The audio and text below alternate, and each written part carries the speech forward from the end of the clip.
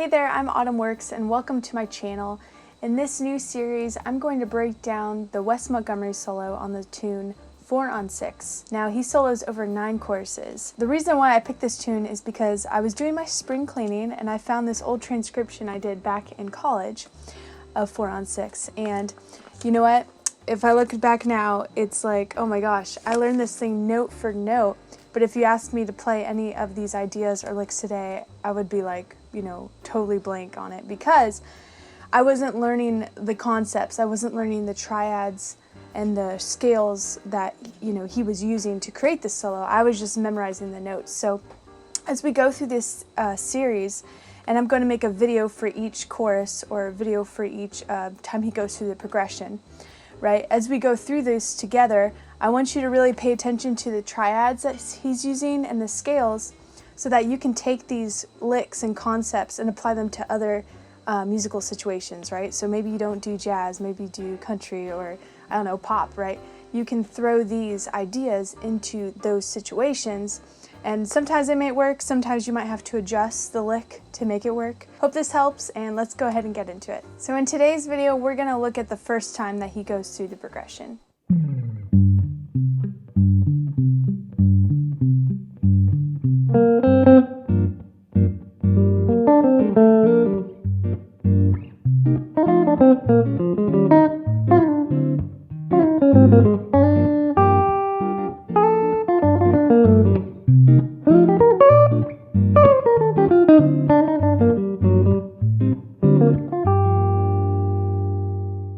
Alright, cool. So let's break down and analyze this solo over the first chorus, alright? So, harmonically, we're playing over a G minor 7, okay, or G minor. So he's going to start with this G minor shape, alright, which is G, B flat, D. And some people play it up here, G, B flat, D. Okay, but our first note is B flat to C, C. So this is just all around that G minor triad. So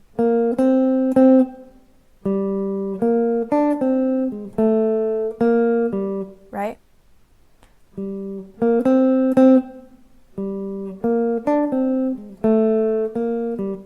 All right, so that's G minor. Now, what's happening in the chords is we then go to a C minor 7 to F7, which is the 2, 5 of B flat, right? Now we're not going to resolve to B flat. Instead, we're going to do another series of 2, 5, 1s. But for that time being, we're in the key of B flat. So here's a B flat major scale, right? Or here's the arpeggio. Okay? So the next part of his solo goes, right, which is just from that scale.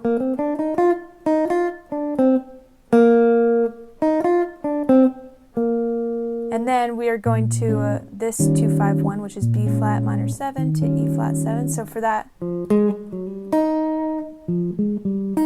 so he goes F, A flat, which is the 5th and flat 7 of B flat minor 7.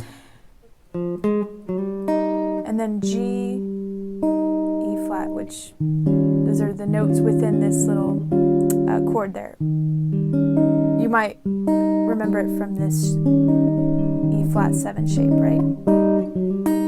So he's going to use this again later on in the solo, but I would get familiar with this type of lick over a 2-5 progression. Okay, so moving on, then we're on A minor 7 to D7. So for that, what we're going to do, we're going to move this chromatic line, which is from F to D. So this is the flat 7 of G to the 5th of D, right? And then what's going to happen chord-wise is 2, 5 for D flat, right? But E flat minor 7 to A flat 7. So what we're going to do is we're going to use the A flat Mixolydian scale.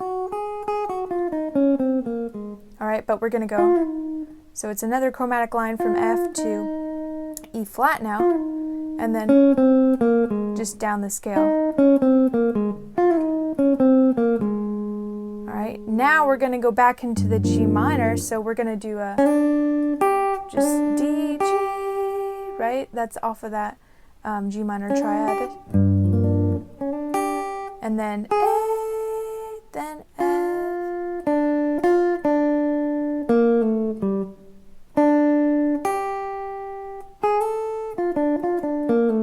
Right? We're still thinking within that G minor triad. Okay? And now, because it's a 2-5 and B flat,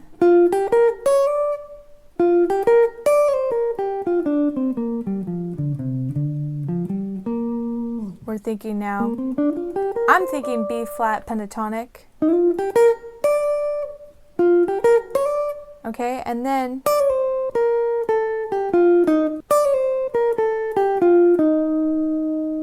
it goes back to the G minor triad. Okay, and then 2-5 back to the top of the chorus. So over that 2-5, the 5, we're going to do a G minor arpeggio, G minor 7, G, B flat, D, F, G. And that'll be the second chorus, which will be in my next video. But that just gives you an idea of how he's using those triad shapes, those scales, right? To build up the solo. And how you can create your own ideas based off of those triad shapes and those scale shapes. So hope that helps. Definitely put these situations or put these ideas in different situations, right? You could be playing like an R&B song, or maybe even, I don't know, a country song, and try to fit this line in, right? That would be kind of cool, but just play around with it and have fun. Awesome. Well, thank you so much for watching. If you like this video, please give it a thumbs up. And if you have any questions, feel free to drop them in the comments section. You can also subscribe to my channel. And yeah, that's pretty much it. So thank you guys so much for watching, and happy practicing.